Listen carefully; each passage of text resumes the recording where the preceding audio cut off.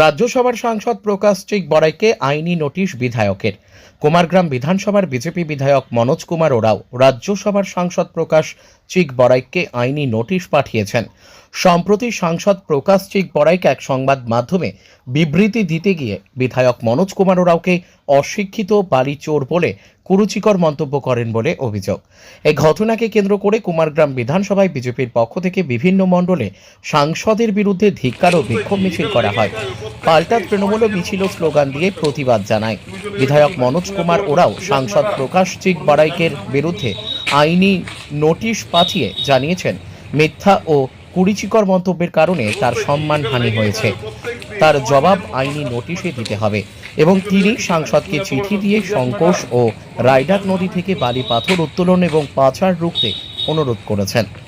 বিধায়ক আরও হুঁশিয়ারি দিয়ে বলেন, চিঠি পাওয়ার 3 দিনের মধ্যে যদি বালি পাথর উত্তোলন এবং পাচার বন্ধ না হয় তাহলে অতিরিক্ত পণ্য বোঝাই গাড়ি আটক করা হবে। এই ঘটনা নিয়ে এলাকায় উত্তেজনা বিরাজ করছে এবং রাজনৈতিক মহলে আলোচনার সৃষ্টি হয়েছে। প্রকাশ চিক বড়াই কিন্তু জেলা তার বিরুদ্ধে আপনি একটা লিগ্যাল নোটিশ দিলেন, কি কারণে সেটা? অ্যাকচুয়ালি আমি দুটো কারণে আজকে এই কোর্টের হাজির হয়েছি। প্রথম কাজ হচ্ছে যে এই তৃণমূলের জেলা সভাপতি যিনি শাসক দলের নেতা, তিনি সুস্থ মস্তিষ্ক হোক বা অসুস্থ মস্তিষ্কেই হোক, যে ধরনের কুরুচিকর মন্তব্য করেছেন সেটা আমার ভীষণভাবে সম্মানহানি হয়েছে। তাই উনি ভেবেছেন এই করে বলে নিয়ে একটা ফুটেজ নেবেন এবং যা খুশি করবেন, সেটা তো হতে পারে না। ওনাকে এবার লিগ্যাল নোটিশ আমি পাঠাচ্ছি, ওনাকে জবাব দিতে হবে তিনি কি কারণে, কেন, কি প্রমাণ তার আছে যে সে আমাকে এই ধরনের কথা বলেছে।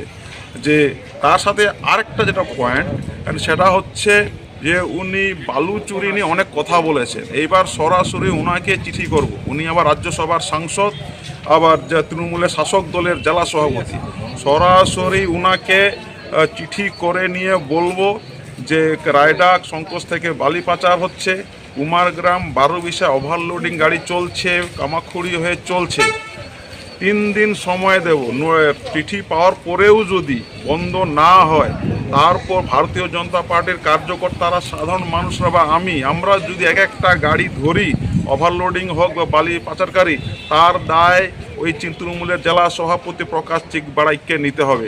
তার কারণ ওনাকে জানানোর পরেও বন্ধ হচ্ছে না। তার এখানকার আলিপুরদুয়ার ডিস্ট্রিক্টের সবথেকে বড় ক্ষমতাবান তিনি। আজকে যে তিনি যদি জেলা সভাপতি বা রাজ্য সভাপতি সাংসদ না হতেন, আমার কোনো কিছু বলার ছিল না। কিন্তু তিনি জেলার তৃণমূলের মাথা, শাসক দলের মাথা, তাকে জানানোর পরেও যদি এগুলো বন্ধ না হয় তাহলে ধরে নেব সবটার পিছনে উনি আছেন। 3 দিনের পরে আমরা রেড করা শুরু করব, আর প্রত্যেকটা যদি একটা ডাম্পার ধরা পড়ে সরাসরি বলবো এটা প্রকাশ চিক বড়াইকে।